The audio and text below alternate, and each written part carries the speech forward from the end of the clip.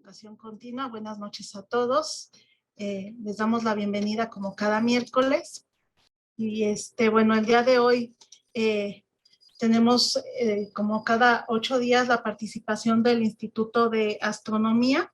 Esta noche tenemos con nosotros al doctor Nisim Ilich Fraija Cabrera. Voy a leer la semblanza del doctor.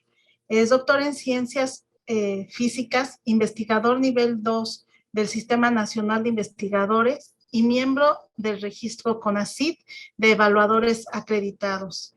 Estudió la licenciatura y maestría en la Facultad de Ciencias de la Universidad de Colombia, donde obtuvo una de las mejores tesis de dicha universidad. Realizó su doctorado en el Instituto de Astronomía de la Universidad Nacional Autónoma de México, donde realizó estudios sobre neutrinos y fotones de altas energías en destellos de rayos gamma y núcleos activos de galaxias. Fue galardonado con la estancia postdoctoral Luc Binet de la UNAM y el convenio internacional MEXUS a través de la Universidad de California de los Estados Unidos de América en 2013, el cual fue declinado. El investigador Fraija ha publicado una serie de artículos en revistas internacionales indexadas y ha participado en pláticas en conferencias internacionales como nacionales. En este momento se encuentra colaborando con el personal del Instituto de Astronomía, la Universidad de Alabama, Huntsville en Estados Unidos, Universidad de Pisa en Italia, Universidad Federal Fluminense en Brasil, Universidad de Costa Rica y varias otras universidades e institutos participantes con la colaboración HAWC. Estudian los procesos de emisión de fotones, neutrinos y rayos cósmicos de muy altas energías provenientes de destellos de rayos gamma, núcleos activos de galaxia y remanentes de supernova. Actualmente es miembro de la colaboración del Observatorio de Rayos Gamma, High Altitude Water Shenko, y es el encargado de la manipulación y transferencia de datos. Como miembro de la colaboración HAWC, está trabajando en el aprovechamiento de la infraestructura de este experimento para detectar supernovas a través de la emisión de neutrinos térmicos. Además, está interesado en la corrección espacial y temporal de fotones y neutrinos de muy alta energía a través de dicho observatorio. Finalmente, el investigador Fraija está interesado en actividades y docencia como son formación y tutoría de estudiantes en licenciatura y postdoctorado. Esta noche nos dará una interesante plática titulada Neutrinos en el área de los multimensajeros. El resumen de la plática es los neutrinos extraordinariamente difíciles de detectar representa la frontera nueva de la astrofísica moderna. Como es una partícula neutra sin carga, es idónea para hacer astronomía porque no es desviada por campos magnéticos. La llegada del Gran Telescopio de Neutrinos IceCube, localizado en el Polo Sur, ha hecho posible la búsqueda de neutrinos de altas energías procedentes de fuentes astrofísicas. Hasta el momento se han detectado alrededor de 200 neutrinos donde solo hay una fuente astrofísica identificada. Él estará revisando los posibles candidatos galácticos y extragalácticos como posibles generadores de neutrinos. Así es de que, doctor, le agradecemos mucho que haya aceptado darnos esta interesante plática el día de hoy y adelante le cedemos los micrófonos. Muchas gracias por la presentación. Siempre es un honor poder hablar acerca de lo que se está haciendo y poder participar con el personal que también está interesado en hacerlo. Permítame un segundo, yo voy a compartir ahorita sí la pantalla. ¿La ven, la pantalla? Sí. Sí, se ve muy bien, ya se ve todo. Gracias. Bueno, no, a ustedes. Bueno, primero que hoy les vengo a hablar de neutrinos en la era o en la época de los multimensajeros, pero también le pedí el favor a uno de mis alumnos, alumno Antonio, que está terminando su tesis doctoral precisamente en el Instituto de Astronomía, ya está en la última parte, en el cual él, en su tesis doctoral, pues desarrolló una parte de las gráficas que vamos a observar, y realmente pues yo soy el supervisor, pero quien las hizo fue él. Quisiera que entonces él me ayudara, y el crédito pues, de ello también lo recibiera él, en ese sentido. Entonces, en su momento, pues él hablará y nos hará partícipes de las gráficas o los objetivos alcanzados en este trabajo. Entonces, primero que todo, empezamos con el espectro electromagnético. Todos somos familiarizados con el radio, todos somos familiarizados con el espectro microondas, con infrarrojos, ultravioleta, los rayos X, los rayos gamma, y el radio, pues todos tenemos nuestros radiotransistores o lo conocimos, ¿sí? El televisor, que también está a los megaelectronvoltios, mega, eh, megahertz, ¿sí? Aquí es un poquito, digamos, un poco confuso las personas que no están familiarizadas, ¿sí? Que las frecuencias se pueden medir en energía, electronvoltios, megaelectronvoltios, como lo definió Einstein, toda esta parte de la mecánica cuántica, pero también, como la parte de abajo, lo pueden definir en frecuencia, como hertz. ¿Por qué se puede definir así? ¿Por qué, digamos, abusamos de esta notación? Bueno, porque la luz tiene doble característica. Por un lado, se puede escribir como una onda, y por otro lado, como una partícula. Entonces, cuando se escribe como una onda, como se escriben las ondas, es a través de su frecuencia. Y si la escribimos a través de una partícula, la llamamos fotones, pues decimos que es caracterizada por su energía de movimiento. Entonces, las dos se llaman una teoría corpuscular. Entonces, aquí vemos algunos ejemplos de los cuales trabajamos, vemos en nuestro campo, en medio de nuestra vida, en nuestro campo, interacción, los fotones a diferentes rayos de energía, desde el radio, el microondas, los celulares, el infrarrojo, bueno, el calor, digamos, la parte visible. Miren que esta parte visible es muy, muy pequeñita, el espectro. La parte ultravioleta, los rayos X cuando vamos al dentista y nos hacen placas de nuestra dentadura comúnmente, y los rayos gamma, que están ya vinculados con tratamientos de cáncer, de teleterapias, o también la radiación gamma vinculadas con los reactores nucleares, esa integración de núcleos activos, radiactivos.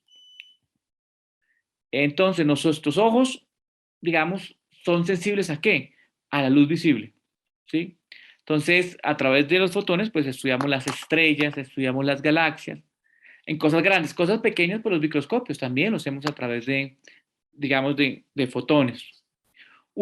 Digamos, como medida, depende de la energía, uno puede decir se comporta como onda o se comporta como partícula, pero todo hace parte de un espectro electromagnético.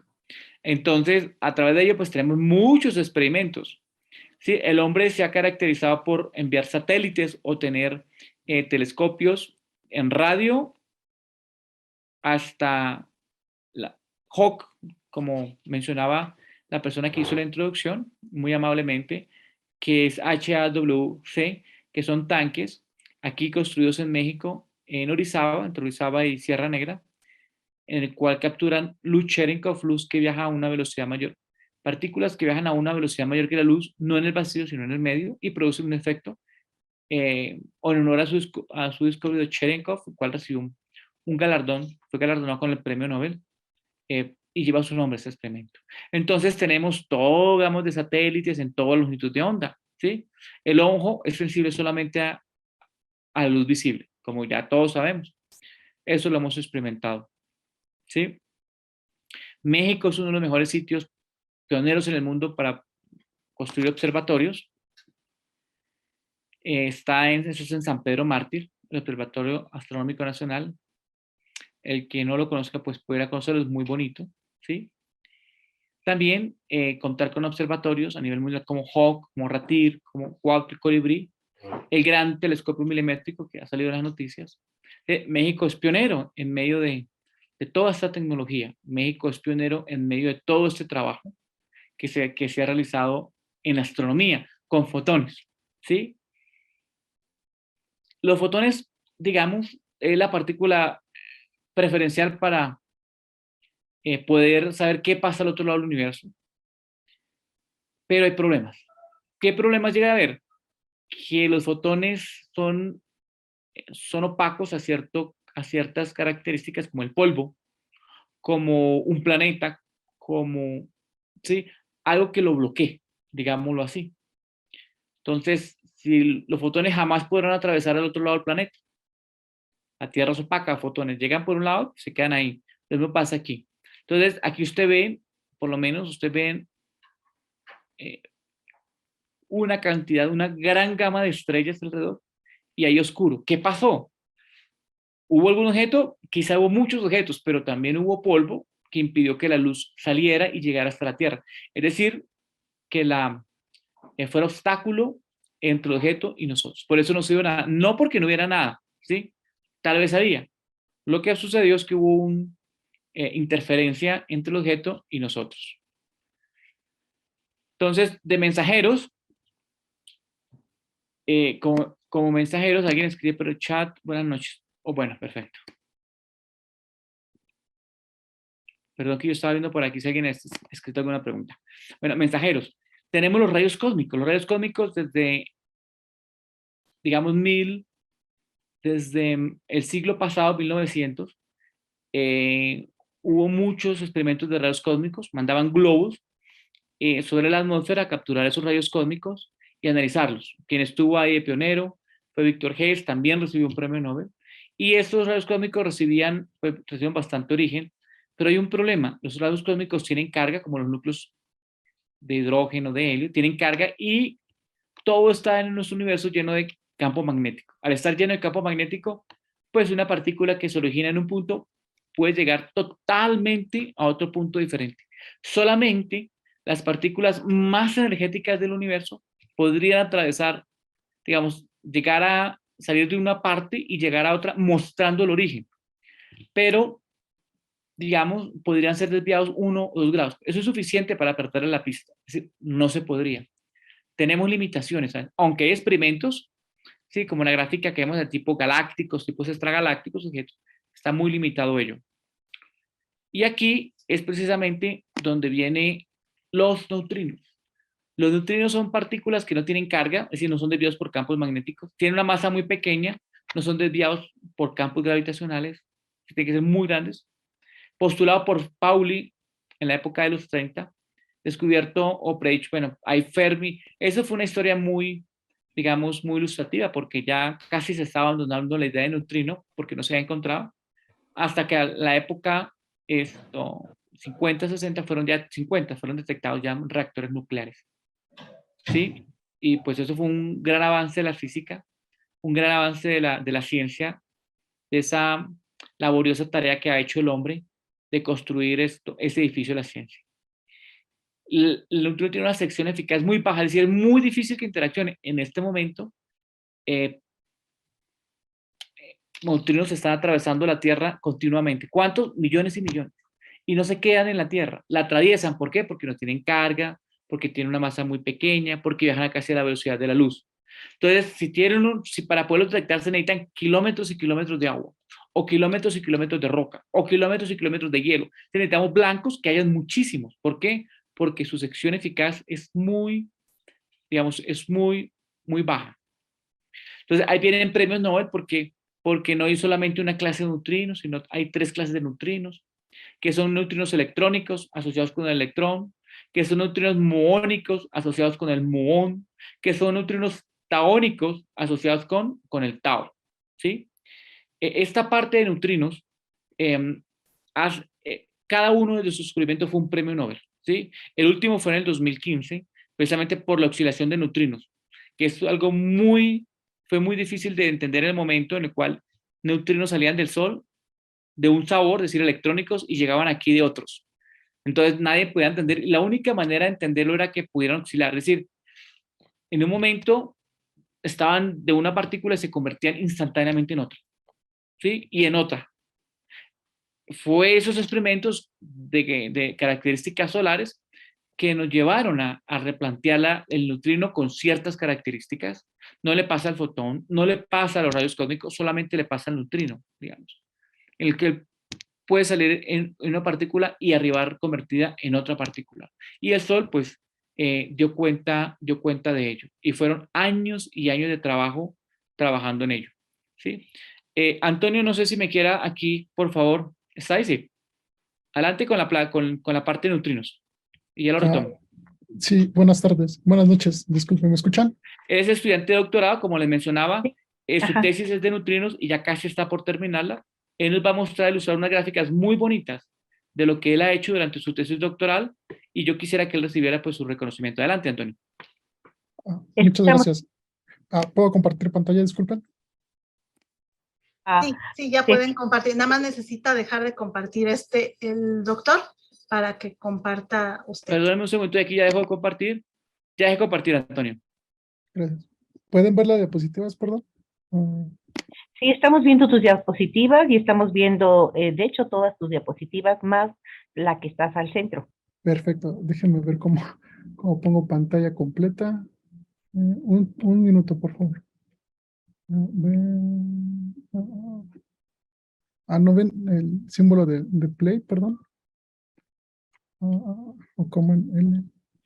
Si quieres, deja de compartirla, la pones en presentación completa y la vuelves y compartes la presentación Es que completa. justo no veo el de presentación por pantalla completa. Está Disculpen. hasta Ajá. abajo, más abajito. Ahí está. ¿Está? Está. Perfecto, muchas gracias. Bueno, entonces retomando lo que nos comentaba el doctor Nipsin Freyja, pues los neutrinos son partículas bastante interesantes y pues como esta plática se titula como multimensajeros, cuando la gente se refiere a multimensajeros es que estamos viendo dos fenómenos físicos que están ocurriendo al mismo tiempo y que vienen en una misma dirección.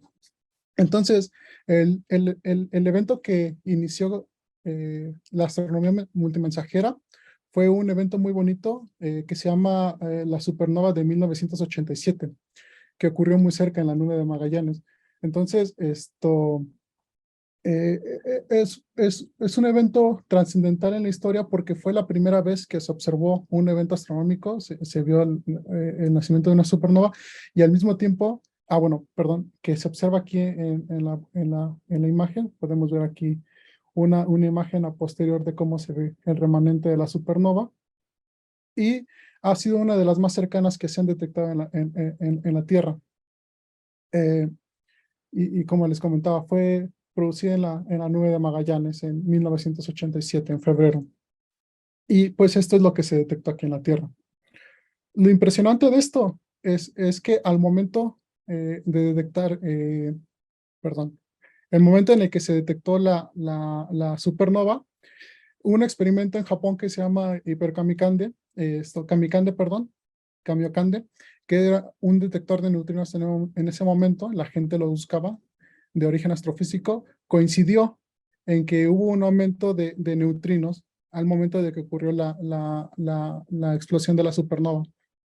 Entonces, ese fue el hecho de que se hayan detectado fotones o que se haya detectado esa explosión en la luz y que se hayan detectado neutrinos, fue el nacimiento de la astronomía multimensajera. Y como gráfica ilustrativa, pues aquí se ve esta gráfica en donde está el momento de la detección de la supernova, marcada con líneas punteadas, y aquí se ve los neutrinos que se detectó en el experimento en Kamiokande. Y se detectaron 12 neutrinos en total en una ventana de tiempo de 27 segundos. Y eso fue algo súper importantísimo, porque como bien les comentó el doctor, los neutrinos son partículas que son muy complicadas de detectar. De hecho, se necesitan experimentos muy grandes del tamaño de kilómetros, observatorios del tamaño de kilómetros para poder detectarlos. Una particularidad de estas partículas es que después de ese evento del 87, tardaron 25 años en volverse a detectar un neutrino de origen astrofísico. Y eso fue con el observatorio IceCube. El observatorio IceCube es un observatorio que está instalado en la Antártida, en el Polo Sur, Para llegar se necesitan viajes comerciales y después viajes en aviones militares, no es fácil. Y este es el complejo, la gente va y está ahí a cargo del experimento detectando neutrinos. Este experimento, bueno, y este es más o menos como la interacción del neutrino. El neutrino viene, interacciona con un núcleo de hielo y este genera luz Cherenkov, la radiación Cherenkov que mencionó el doctor anteriormente en las diapositivas. Y esto es lo que se detecta. Entonces, lo que podemos ver aquí es una simulación bastante real de cómo funciona el experimento y a lo que le llamamos la detección de un neutrino. Hay algo muy particular con estas partículas. Quitando de lado la asociación de neutrinos con la supernova del 87, se han detectado más de 200 neutrinos de muy altas energías hasta la fecha. Desde el 2012 que empezó a publicar este experimento sus resultados a la fecha. Los podemos ver aquí. Este es un mapa del cielo en coordenadas galácticas. Si tuviéramos otras fuentes, podríamos ver aquí el disco de la galaxia.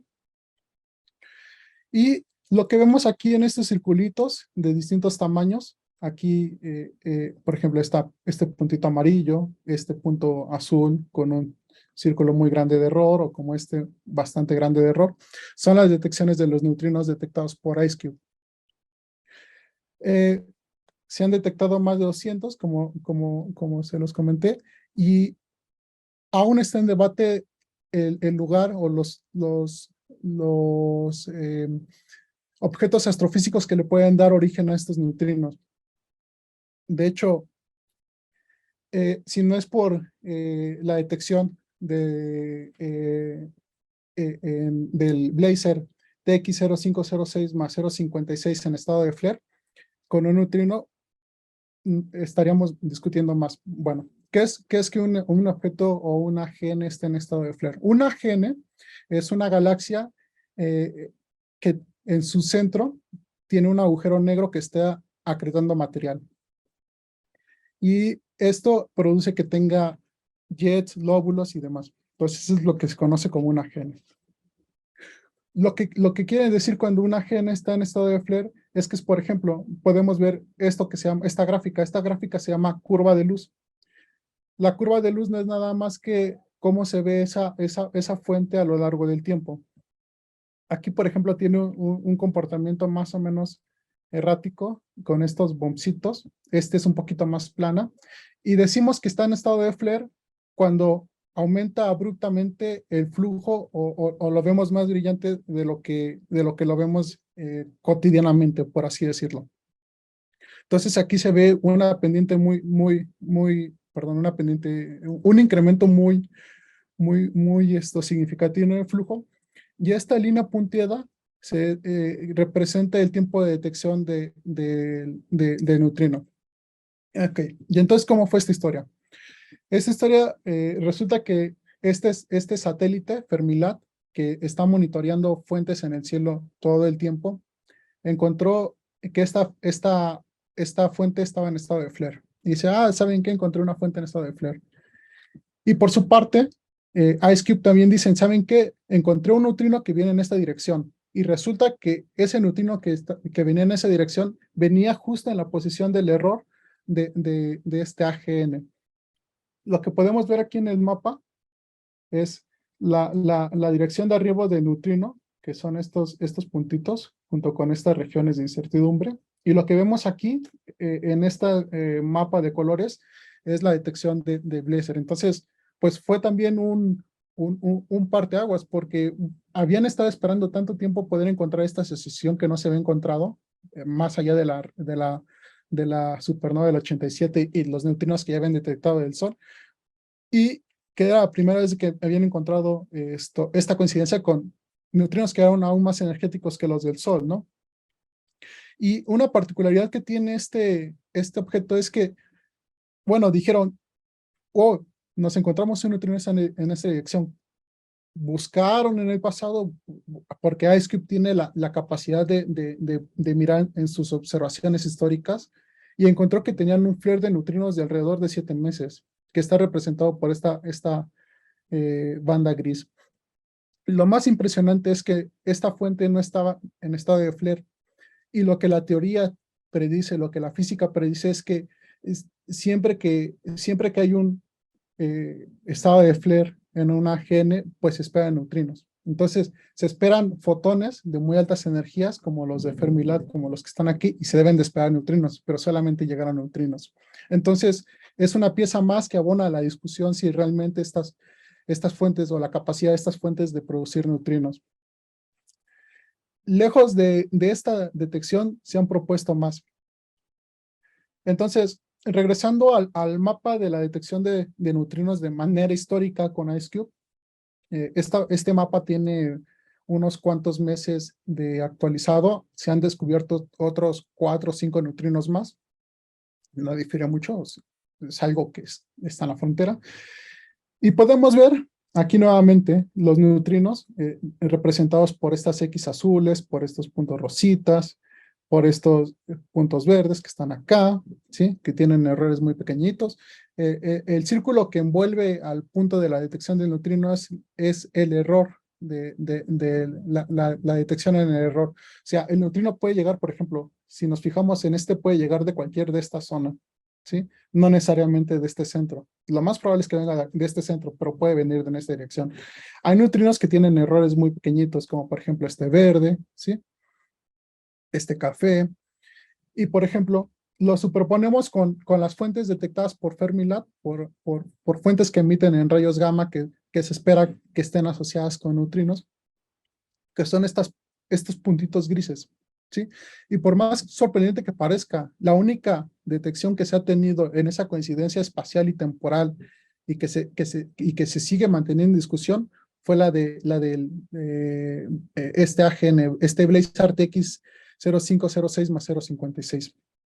También se han buscado en estructuras galácticas. Aquí hay algo que se llaman las burbujas de Fermi, que se ven aquí.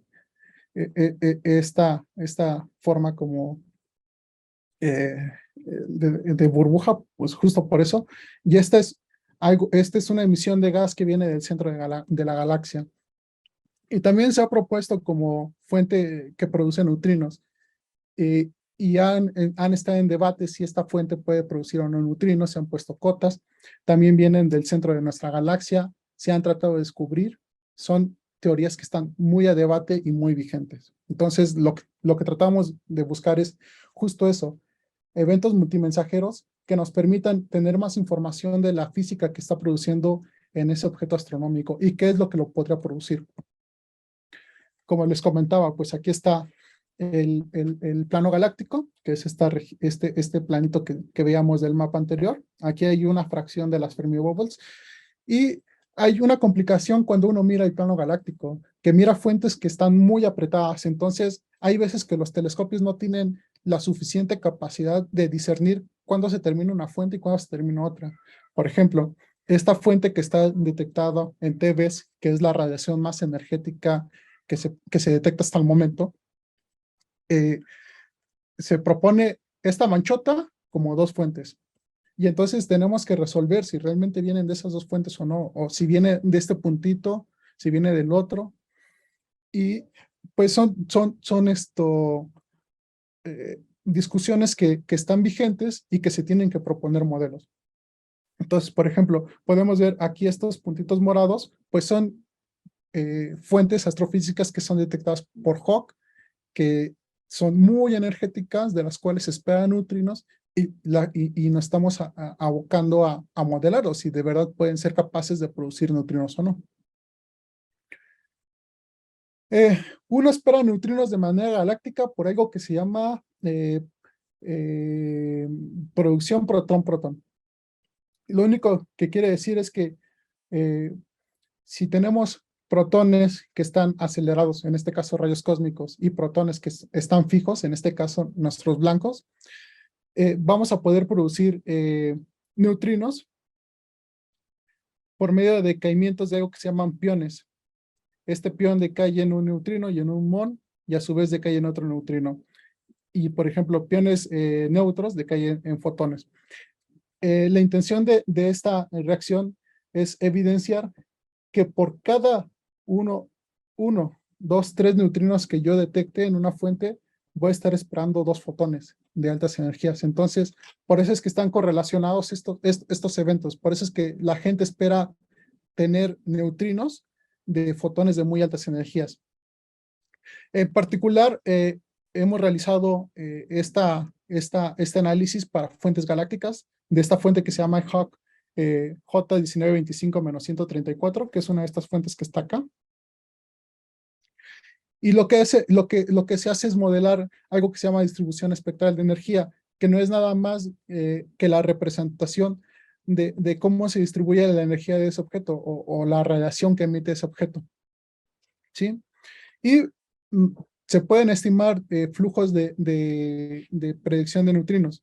En este objeto, a pesar de que se puede modelar con un modelo PP como el que se ve aquí, realmente lo que esperamos del número de eventos de neutrinos por 1, 10 y 50 años, representados por estas gráficas de este color, es realmente 0 prácticamente. O sea, no se pueden esperar neutrinos de esas fuentes, o son muy poco probables que esas fuentes emitan neutrinos bajo este modelo, bajo estas suposiciones. Esta es escala logarítmica, entonces este sería un neutrino. Entonces, de aquí a acá, hay que ser muy optimistas para que se detecte un neutrino por año. Entonces, eso es lo que se busca con la astrofísica multimensajera, tratar de asociar con distintos mensajeros, distintos observatorios, y tratar de describir un modelo físico pues para esas fuentes. Y continuando, pues los remanentes de supernova, la gente cree que son candidatos para la producción de neutrinos. Entonces es por eso que es importante su estudio. Y pues, como ya les comentaba, cada flujo de neutrinos tiene asociado un flujo de rayos gamma de altas energías. Como les comentaba, están las Fermi Bubbles. Pues estos son los neutrinos que están siendo asociados a las Fermi Bubbles, que podrían venir de las Fermi Bubbles, y que son dos cúmulos de gas caliente perpendiculares a la Vía Láctea. La Vía Láctea estaría aquí, y pues aquí se ve esta estructura en forma de burbujas. Y lo que la gente espera o realiza es aplicar límites o cotas para poder predecir qué tan probable es que vengan neutrinos o no de esta dirección. Por ejemplo, vemos que aquí hay más de un neutrino en esta dirección, ¿no? Que son estos puntitos estos negros con cruces. Entonces es muy importante poder acotar de distintas formas los procesos o los mecanismos físicos para poder decir, si estas fuentes son capaces de producir neutrinos o no. Y pues nuevamente, como lo que les decía, de estos objetos extragalácticos, los objetos que les presenté son objetos que están dentro de la Vía Láctea, de donde se podrían esperar neutrinos. Objetos extragalácticos, pues están los AGNs en los que nos hemos dedicado a estudiar producción de neutrinos, que nuevamente es lo que les decía. Aquí se ve el núcleo de la galaxia, bueno, muy en el centro. Este es un toro. Bueno, es un disco de polvo que está envolviendo el agujero negro y se forma un jet, ¿no?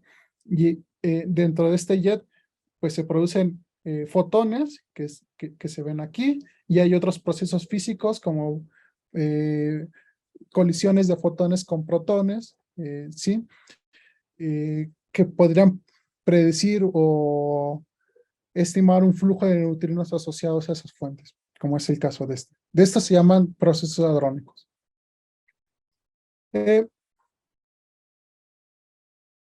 Y esto es importante porque todo el tiempo en la Tierra y en el espacio, por medio de los satélites, se están monitoreando estas posibles asociaciones. ¿Qué quiere decir esto? Que si alguna fuente es capaz de producir neutrinos y que es multimensajero aparte, o sea, que tiene la capacidad de producir estos dos fenómenos, pues satélites o instrumentos, telescopios en la Tierra de fotones son capaces de detectar esa luz. Hay veces que esa luz no llega, como les comentaba el doctor, se queda en el camino, pero llega una fracción, ¿sí? Por otro lado, pueden también producir rayos cósmicos que pueden llegar a la Tierra y pueden ser detectados, y podrían llegar neutrinos. Entonces es por eso que es para la comunidad científica, en este caso es muy importante estar alerta de estos fenómenos en tiempo real. O sea, son fenómenos que ocurren todos los días a las 3 de la mañana, a las 5, en Navidad, en Año Nuevo, y que la gente tiene que estar pendiente. Y se mandan telegramas, bueno, hay algo que se llaman telegramas que se mandan a la comunidad científica para que apunten sus observatorios en dirección de estas fuentes y digan, ah, sí, yo también vi este fenómeno. Entonces, y por medio de esto es que se busca modelar estas fuentes, ¿sí? O en su defecto poner límites y decir esta fuente es capaz de producir neutrinos hasta esta dirección y cada vez poner restricciones más fuertes sobre esos modelos físicos. Hasta el 2017-2016, las ondas gravitacionales era un fenómeno físico que se esperaba y que no se había detectado, de estos que viene de las predicciones de la teoría de la relatividad de Einstein. Hacia el 2016, me parece principios del 2016 finales, agosto, la gente de observatorios de LIGO y Virgo habían detectado ondas gravitacionales provenientes de colapso de agujeros negros. ¿Esto qué quiere decir? Que hay dos agujeros negros que se encuentran dinámicamente ligados, cada vez se van acercando más porque son un sistema binario y llega un punto en el que colapsan y este colapso produce ondas gravitacionales. Bueno, se descubrieron en el 2016, fue un descubrimiento muy relevante, y al 2017 también ocurrió algo que también se esperaba en la teoría y que no se había encontrado hasta el momento, que es la detección de ondas gravitacionales provenientes de dos estrellas de neutrones. ¿Y qué fue lo más importante y lo más sobresaliente? Que del colapso de estas dos estrellas de neutrones se produjo algo que se llama un destello de rayos gamma, que son eventos ultraenergéticos. Después del Big Bang son los eventos más energéticos que ocurren en el universo y solo ocurren una vez y están asociados ya sea a muertes de estrellas masivas o a colapso de estrellas de neutrones. Entonces, lo que se ve aquí es justo eso, es dos estrellas de neutrones que están ligadas dinámicamente, se van acercando, cada vez se acercan más rápido, colapsan y se genera un jet, que es lo que se ve aquí. Y esto es lo que se conoce como un GRB. Bueno, un GRB corto, y este fue muy famoso porque estuvo asociado a estas ondas gravitacionales y fue la primera vez que se encontró, que se detectó ese evento. Y lejos de ese evento, la comunidad ha estado esperando más y no los ha encontrado. Entonces, este es un nuevo mensajero que se ha unido a la gama de fenómenos físicos que se esperan encontrar. Ahora ya no nada más son fotones, no nada más son neutrinos, no nada más son rayos cósmicos, sino también son ondas gravitacionales. Y la comunidad científica está desarrollando y está corriendo de manera impresionante en desarrollar estos observatorios que pueden detectar ondas gravitacionales y tratar de encontrar otro evento como este. La comunidad, o bueno, la humanidad fue muy afortunada porque este evento fue muy cercano. Hubiera sido más lejano este evento, la humanidad no hubiera sido capaz de detectarlo. Entonces hay muchos retos para poder detectar estos eventos. Y este GRB se conoce como la asociación con el GRB 1708-17A. Y al momento de que se detectó la onda gravitacional hubo un retraso de 2 segundos para ver el destello de rayos gamma. Creo que se trabó esto. Perfecto. Entonces, esta es una línea del tiempo de lo que sucedió con la detección de esa onda gravitacional.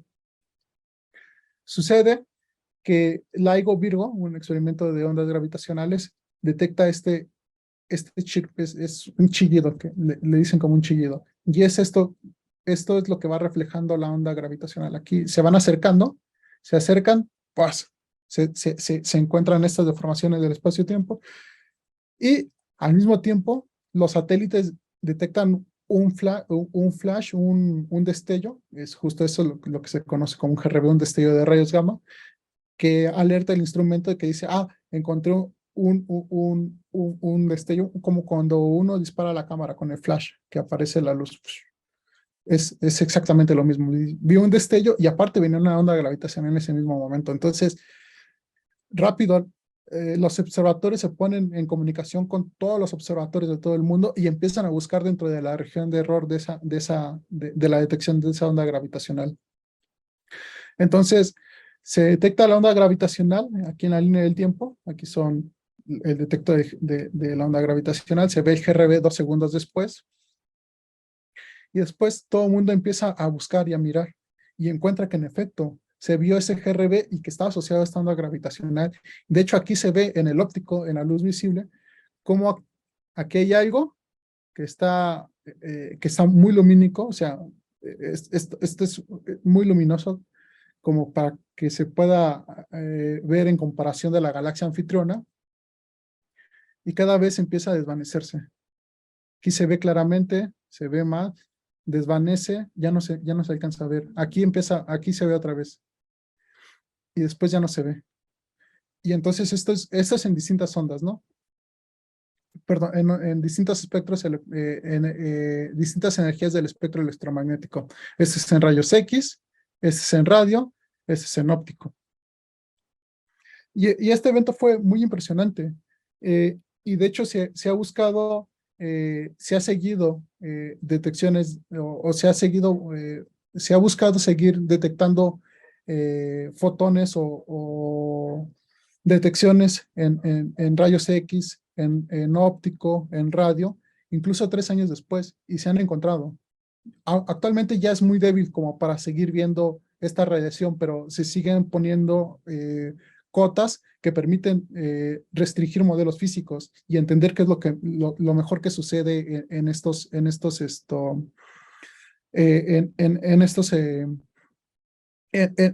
lugares astrofísicos, como es la colisión de estrellas de neutrones. Entonces se ponen cotas en rayos gamma, se detectó en rayos X, en óptico, en radio. La gente esperaba neutrinos de este tipo de eventos de los destellos de rayos gamma y desafortunadamente no encontraron. Y entonces se empiezan a cuestionar seriamente si neutrinos pueden ser producidos dentro de los destellos de rayos gamma, y cada vez se ponen cotas más restrictivas que apuntan a que pareciera que no, porque las observaciones no favorecen que encontrar un destello de rayos gamma y al mismo tiempo encontrar un neutrino o que se detecten. Recordemos que estas detecciones son por manera separada. No se detectan en los mismos instrumentos. No se detectaron neutrinos y pues se ponen cotas para este tipo de eventos, y decir, la física solo predice hasta este número, entonces ¿es viable o no es viable? ¿Es posible o no?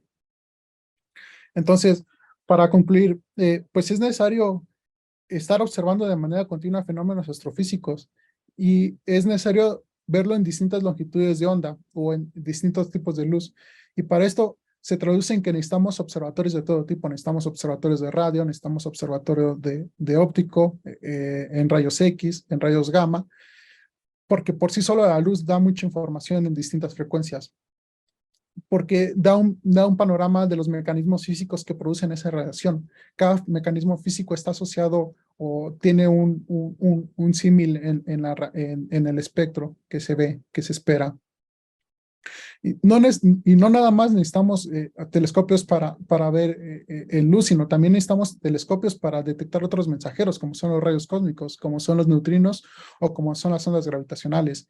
De hecho, algo que omití comentarles es que los neutrinos, los rayos cósmicos, a pesar de que son descubiertos hace más de 100 años, el lugar que se producen, o sea, donde se producen los rayos cósmicos de muy altas energías, aún sigue siendo incierto. La gente no está muy segura de los lugares ni de los procesos físicos que los producen o que se originan.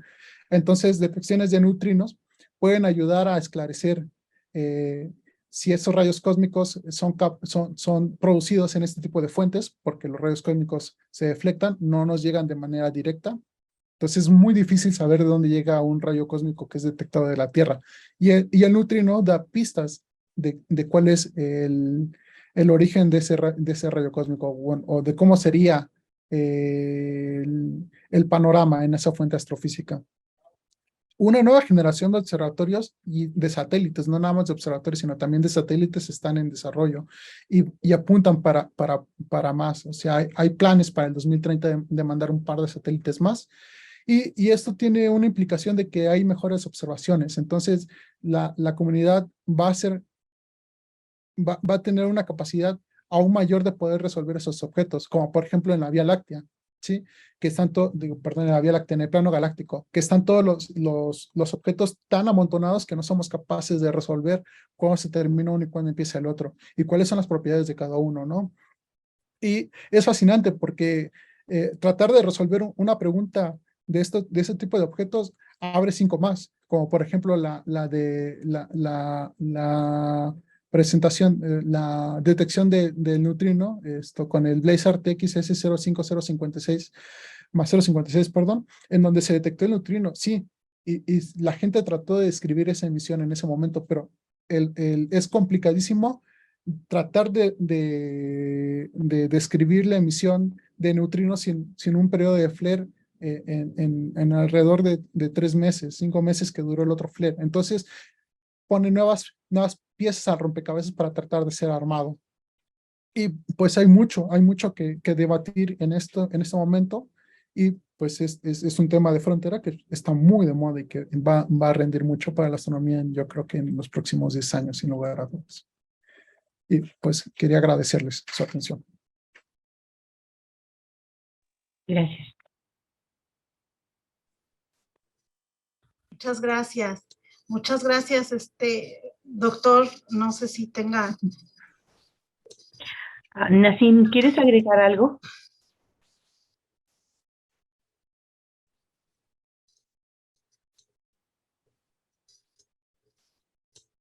Antonio, ¿quedaron en algo?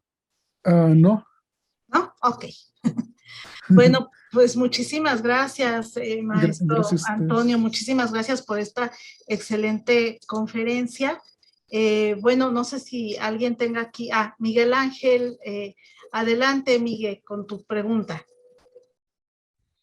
Yo tengo una pregunta y esa pregunta es que ¿cuántos fotones se han detectado aproximadamente en la Tierra? No, se detectan muchos todo el tiempo. O sea, no es uno, son 2, es muchos. O sea, no podría contarlos definitivamente, todo el tiempo se detecta. Para que tengas una idea, un fotón es la luz que ves de tu foco, no es la luz que sale de la pantalla, salen muchos. Es toda la luz que ves en todo momento. Entonces, pues, la bombardea en todo momento a la Tierra, los fotones. Los fotones es esa luz que ves. Solamente que no es nada más la luz visible en el óptico, sino también hay luz que se ve en el infrarrojo, como las películas, ¿no? Que se ponen los lentes y dicen, voy a poner visión nocturna, y ponen sus gogles de infrarrojo, pues esos son otro tipo de fotones en otra energía que pues se detecta.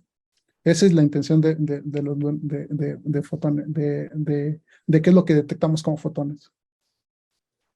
Ok, muchas gracias. Muchas gracias a ti, Miguel. Muchas gracias, Miguel. No sé si alguien tenga alguna pregunta. A ver, si me permiten, buenas noches, felicidades. Buenas noches, claro que sí. Las ondas gravitacionales solamente tienen ese origen a través del colapso de dos agujeros negros, ¿o hay otras fuentes? Permíteme responder, Antonio. Sí, encantado nuevamente. Miren que esa pregunta es muy interesante, ¿sí? Y las ondas gravitacionales pueden existir siempre que haya una perturbación del espacio, cualquier perturbación. Lo que pasa es que es más intensa o menos intensa bajo bajo ciertas características. Entonces, si tenemos colisiones o mergers, como diríamos en inglés, o fusiones, entonces los más masivos de pronto son los agujeros negros o estrellas supermasivas. Entonces, cuando dos estrellas están girando una alrededor de la otra, perturban el medio, como cuando se perturba uno se imagina una sábana y se está moviendo, pone dos objetos pesados y se está perturbando, producen ondas. Esta característica es muy notoria y se puede detectar como hasta como 300, 400 millones de años luz. Un objeto que colapsa también puede emitir ondas gravitacionales. No necesita dos objetos, solamente uno. El problema es que como tiene simetría, esa simetría hace que esto no se hace de manera polar, sino cuadrupolar, muy parecido a lo del campo magnético. Entonces, esa es más débil. Tiene que ser un objeto muy, muy masivo muy masivo para que esto puedan detectarse. Digamos, ahí los ideales, las estrellas de neutrones, también son dos estrellas, como lo decía, no son agujeros negros, son dos estrellas un poco menos masivas que también pueden ser y producen ondas gravitacionales. La diferencia es que eso es proporcional, digamos, existe una proporcionalidad con su masa. Entonces, ahí, digamos, los candidatos más predilectos son los agujeros negros, en este caso. Pero, Entonces, de en este cualquier caso, manera, ¿cómo? pues, nuestro Sol, que cuando hace esas explosiones solares, es una perturbación, Sí, pero, sí. pero su energía, su nivel de energía sería menor que el colapso de estos dos objetos de Sí, agujeros. claro. Sí, eso, a ver, le comento, lo mismo que le decían a uno, bueno, esto, lo del horóscopo, ¿no? Al horóscopo le dicen a uno que, que uno se deja, que el día del nacimiento pues está vinculado con ciertos objetos en la dirección de ciertas casas o objetos astronómicos. Y entonces, pues en teoría, pues para que la información se transmita allá hasta acá, pues tiene que ser aquí, a través de las ondas, ¿no? ¿Qué sucede? Pues usted hace los cálculos matemáticos, se da cuenta que influye más la partera que está con usted que los mismos esos objetos lejanos. Entonces uno diría, bueno, entonces la partera también produce ondas gravitacionales. Claro, porque hay movimiento, ¿sí? Entonces, todo objeto produce movimiento de ondas gravitacionales, todo objeto. Lo que pasa es que también varía con el inverso al cuadrado, porque son esto, como el gravitón la masa es cero, entonces son de dimensión infinita, varían con el inverso al cuadrado. Entre más lejana, la interacción tiene que ser más fuerte para ser detectada, ¿sí? Pero en principio una partera tiene más ondas gravitacionales que de pronto esos objetos que mencionan en los horóscopos. Ok. ¿Es claro? Sí, Sí.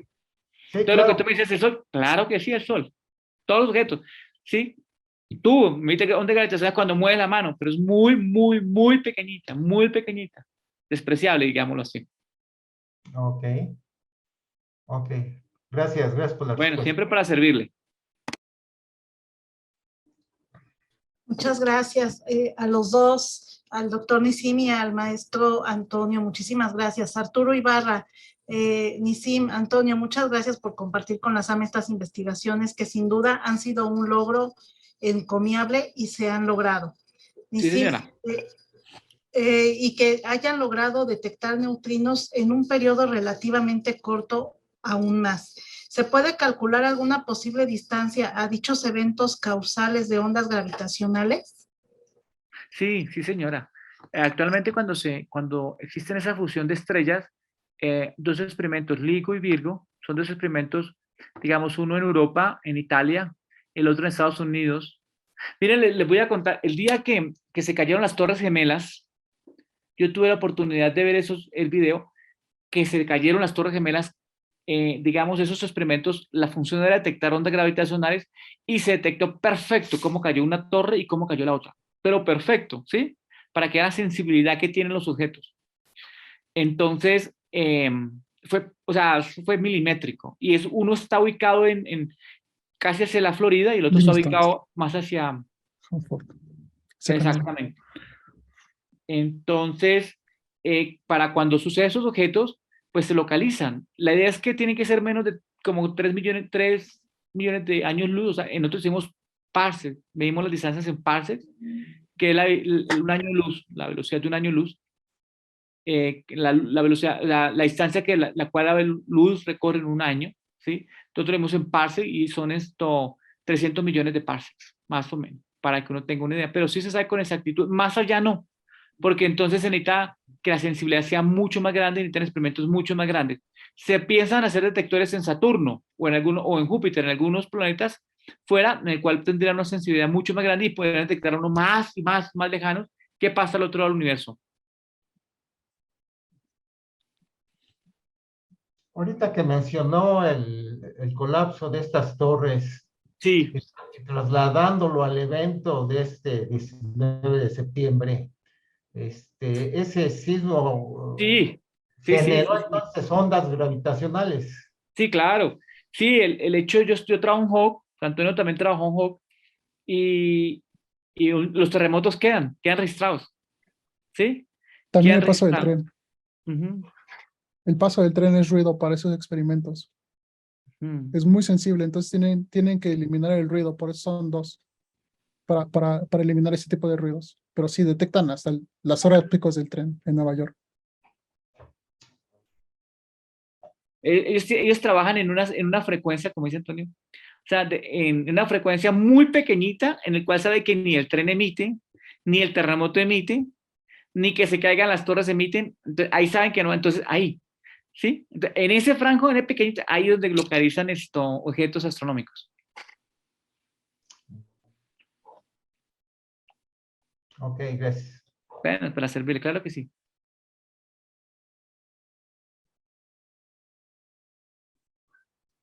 Bueno, pues yo me despido, muchas gracias por todo. Cualquier cosa, pues pueden escribirnos a Antonio o a mí, escribirle por favor con un correo y con mucho gusto. Segundo, Nassim, porque te vamos a dar tu constancia. Ah, perfecto, muchas gracias. Ya Será la segunda todo. que tengo de ustedes.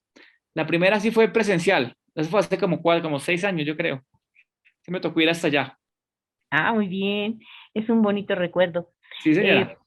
Déjame ahora pasar a colocar tu constancia y Perfecto, gracias. seguramente ya está en el correo la de Antonio, Sí, para que señora. también esté la constancia de Antonio. Claro, Y muchas gracias. gracias a toda la gente que colabora con nosotros para que estas conferencias lleguen a tantos lugares. No nos saturamos porque en realidad la SAM está transmitiendo, pero está mandando la señal al Facebook y luego la coloca en el YouTube. Ah, estamos en YouTube. Está bien. Y entonces eso hace que sea pues vista por más personas. Claro. Transmitirse, también la retransmite la NUI Divulgación y el Bachillerato Alfonso Reyes. Muchas gracias. Perdón, ¿sí se está viendo el reconocimiento? Sí, Sí, lo estoy viendo. Ok. Gracias. Y entonces, gracias a eso, pues estamos llegando a más lugares. También la retransmite la Casa de Cultura José Antonio Alzate y la retransmite a la gente con su Facebook a otros lugares y nos llega hasta San Pedro Mixtepec, en la sierra, en Oaxaca. Pues estas conferencias están participando de parte de la Universidad Nacional Autónoma de México en educación continua, investigadores del Instituto de Astronomía, el Instituto de Geofísica, el Instituto de Ciencias Nucleares y el Instituto de Radioastronomía y Astrofísica. De parte de la Universidad de Guadalajara, el Instituto de Astronomía y Meteorología, el Grupo Predice, y en el ciclo de conferencias sobre profesiones han participado gentes de los distintos institutos como son el Instituto de Investigaciones Jurídicas y otros institutos como Ingeniería, que nos ayudan a que la gente vea pues aspectos de las carreras y profesiones que hay en la UNAM. A todos los que han participado les damos las gracias y a la Sociedad Astronómica, a la NUIT, al Bachillerato Alfonso Reyes que retransmiten, les agradecemos que pues transmitan estas conferencias.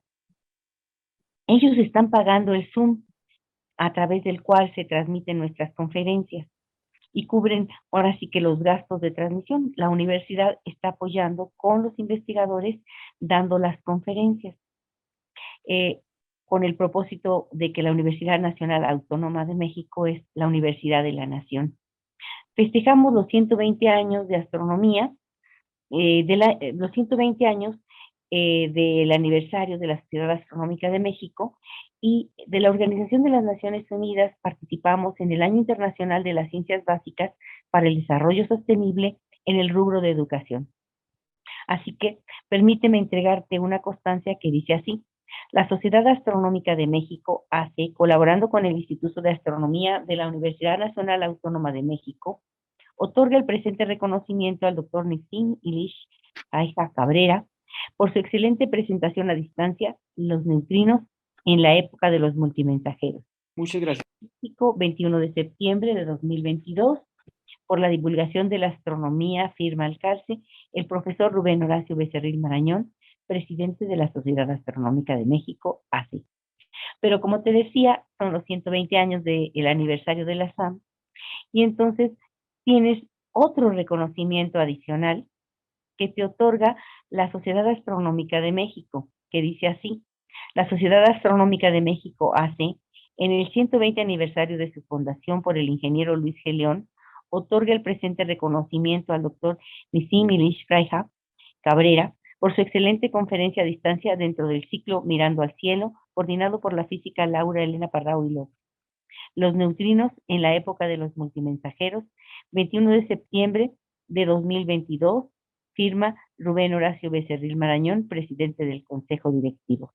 Así que no es uno, sino dos reconocimientos, porque al estar en esta conferencia, además de ayudarnos en educación continua, está celebrando con nosotros los 120 años de que se fundó la Sociedad Astronómica de México. Uy, qué bonito. Sí, muchísimas gracias. Y tenemos también el mismo reconocimiento, el cual, si tú puedes ver, te lee: la Sociedad Astronómica de México, colaborando con el Instituto de Astronomía de la Universidad Nacional Autónoma de México, otorga el presente reconocimiento al maestro en ciencias Antonio Galván por su excelente presentación a distancia, Los neutrinos en la época de los multimensajeros, México, 21 de noviembre de 2022, por la divulgación de la astronomía, firma Rubén Horacio Becerril Marañón, presidente de la Sociedad Astronómica de México, ACE. La pleca con todas las instituciones que colaboran y nuevamente UNAM, Universidad de la Nación, con el sello también y el logo de la Sociedad Astronómica de México. A ambos, muchas gracias por participar y por estar con nosotros. Y ambos tienen una doble constancia, es la constancia de los 120 años de la Sociedad Astronómica de México, y dice así: la Sociedad Astronómica de México hace, en el 120 aniversario de su fundación por el ingeniero Luis G. León, otorga el presente reconocimiento al maestro en ciencias Antonio Galván por su excelente conferencia dentro del ciclo Mirando al Cielo, coordinado por la física Laura E. Parrao y López, Los neutrinos en la época de los multimensajeros. 21 de septiembre de 2022, firma Rubén Horacio Becerril Marañón, presidente del Consejo Directivo, y les haremos llegar estas constancias vía correo. Muchas gracias por estar con nosotros. A todo el público que nos escucha, muchas gracias por permitirnos entrar hasta la sala de su casa. Por mi raza, hablaré el espíritu. Bueno, muchas gracias por ese reconocimiento, muchas gracias por darnos la oportunidad de invitarnos. Igualmente a Laura, que hoy tuve la oportunidad de saludarla y hicimos un festejo ahí en la universidad. También siempre ha sido muy querida en medio del instituto. Muchas gracias también a la Sociedad Nacional Mexicana de Astronomía, la Sociedad Mexicana de Astronomía, que lleva pues todo este tiempo implantando la astronomía. Realmente hasta hace 2 años teníamos la presidenta de la Sociedad Astronómica en el mundo, era mexicana, ¿sí? México tiene buenos astrónomos y es reconocido a nivel mundial. Digamos, es uno de los institutos que es reconocido en no dar conferencias a nivel en Estados Unidos o en Europa, y siempre es tenido en cuenta, digamos, personal del Instituto de Astronomía aquí de México. Muchas gracias. Muchas gracias. Muchísimas gracias a los dos. Y bueno, recuerden que dentro de 8 días tenemos participación de la doctora Aina Palau Pilbel, del Instituto de Astronomía, con el nacimiento de los cúmulos estelares develado con radiotelescopios. Del Instituto de Radioastronomía y Astrofísica de la UNAM. Así que muchísimas gracias y bonita noche a todos. Igualmente. Muchísimas gracias. Gracias. Muchas gracias, es un placer. Gracias, Antonio. Muchas gracias, doctor Sim. Gracias, claro. Muchas Laura. Muchas gracias y felicidades. Gracias, mucho gusto en conocerlos. Muchas gracias, igualmente. Gracias.